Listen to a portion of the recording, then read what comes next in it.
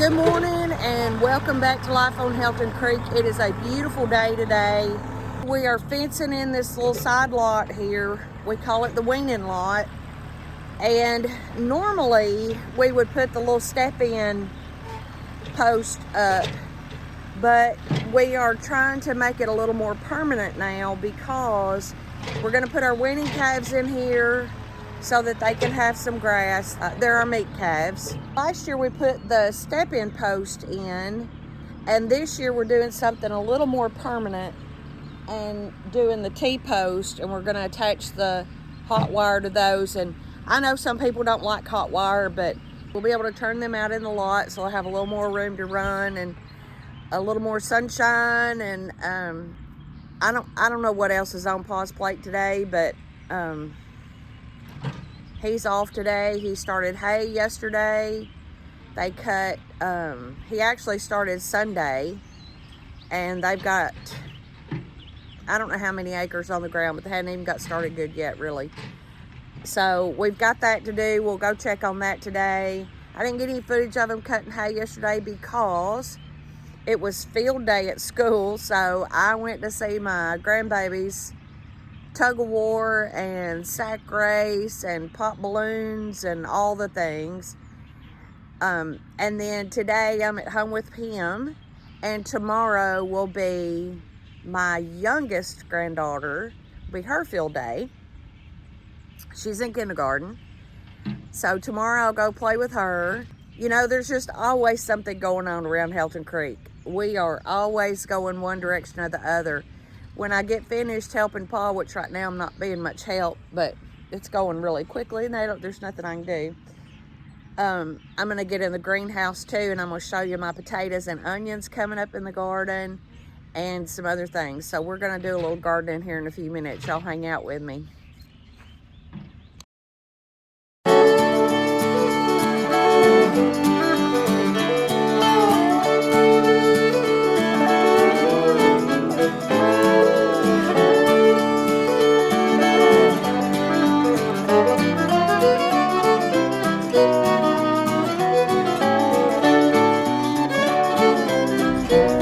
So what we're using on the T-post is a yellow connector on the bottom, insulator, if you will. And on the top, we're using these little doodads. They go over the T-post, hence the T. So you put that down over the T-post, and then you have this pin that goes in here to hold, to tighten it onto the T-post. And then you have this pin. You put the wire between here, like this, and then you put this in to secure the wire. So they're pretty easy to use. They're fairly user-friendly. So what I'm about to do now is, Kent's done all the top pieces, Kevin's done all the bottom pieces. I'm gonna start attaching the wire to the top, and they'll come through and do the bottom or help me or whatever. It's going pretty quick, which is always a good thing. So far, so good.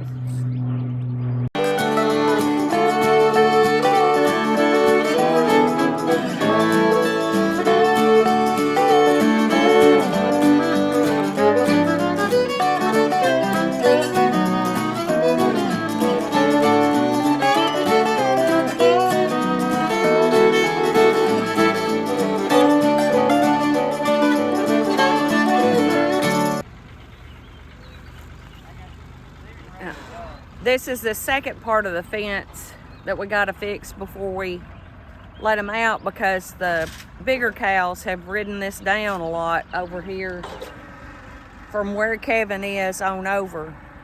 And you know, they had plenty of grass and plenty of hay, but the nature of a cow is the grass is always greener on the other side, even though it's not. So we're gonna fix that before we turn the little guys out.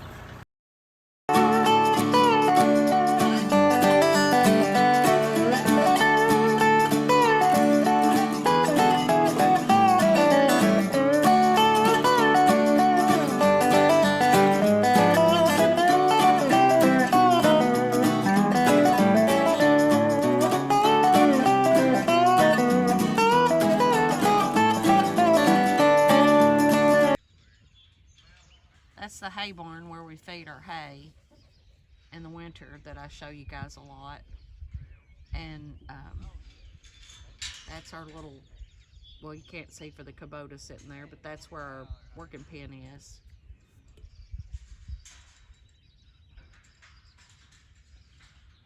That's the blue gate that one of them jumped the other day and bent. I'm not sure how or why that happened, but only one was out. The rest of them didn't get out, so I don't know.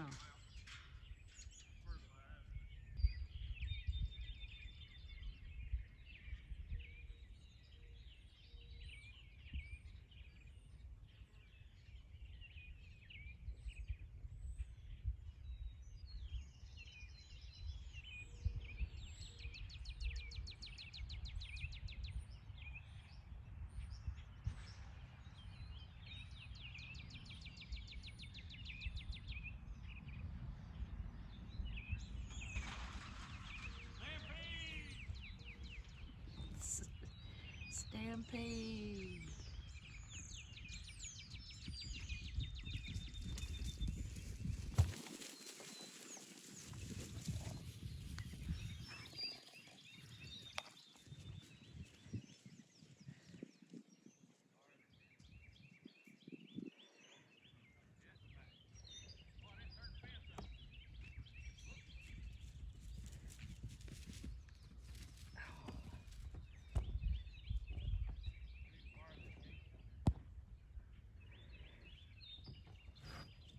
So they automatically go as far as they can go to one end every time.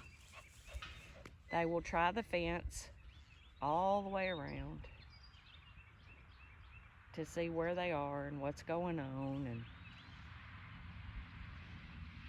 where they can get out. Just the nature of a cow.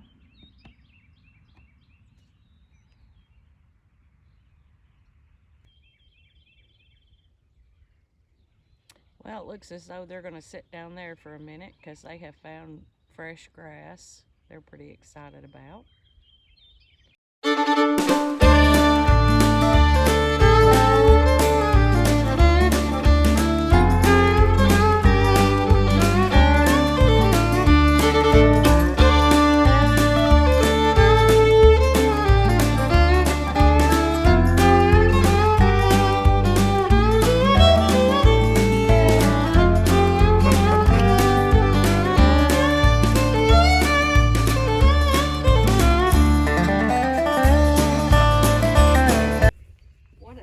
That makes.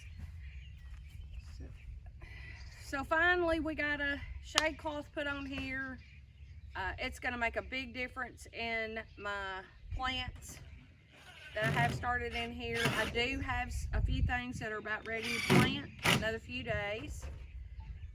Got some flowers, some cucumbers, some tomatoes. I don't have nearly what I had last year, but it's okay. It is okay. All right, y'all, I'll give you a little update on the garden. Onions are coming up beautifully. And the second little succession planting we did of them is also coming up beautifully. They're just about this tall. The potatoes that we had planted this row, they came up really good. They're healthy. They don't have a lot of pests. Well, they don't have anything that I've seen so far. And I mean, you could tell they're full, doing really good. And we replanted this row because none of them came up the first time, and there's a lot of those coming up now. So we'll have potatoes if we don't have anything else.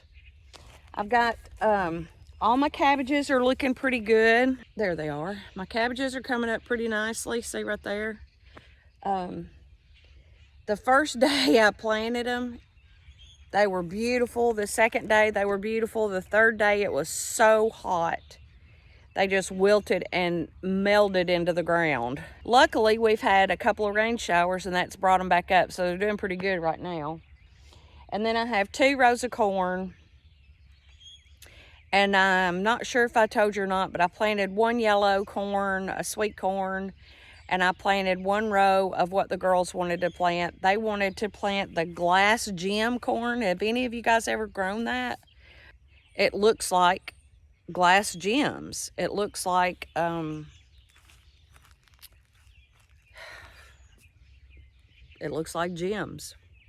Gems. I've been told it's edible and that it's a little sweet, not a lot sweet. I don't know. I guess we'll see. But that was what the girls wanted to grow. And then this afternoon, it's supposed to be really hot this week. So I think this afternoon I'm going to work on a couple of my totes so that we can get our peanuts planted. They're really, the girls are really excited about getting their peanuts out. So we're going to do that. All right. Hay barn. Hay barn prep. How many loads of? 2. 2 loads of crusher run in here. Leveling it out, getting ready to put the hay down. And you put the crusher run in, why? Well, because the floor wasn't entirely level. It had some just dirt packed down, and moisture would come up underneath, and it would rot the bottom of the bale a little bit, discolor it, even with the tarp on it. So my plan this year is trying something new yet again. Yeah.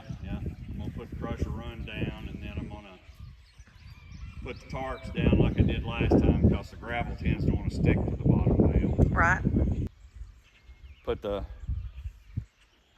tarp down, fold it inside the half of the last bale up here, so if the rain does blow in, it don't pull on the tarp and soak back through the hay. It'll just go ahead and soak through the ground. Right.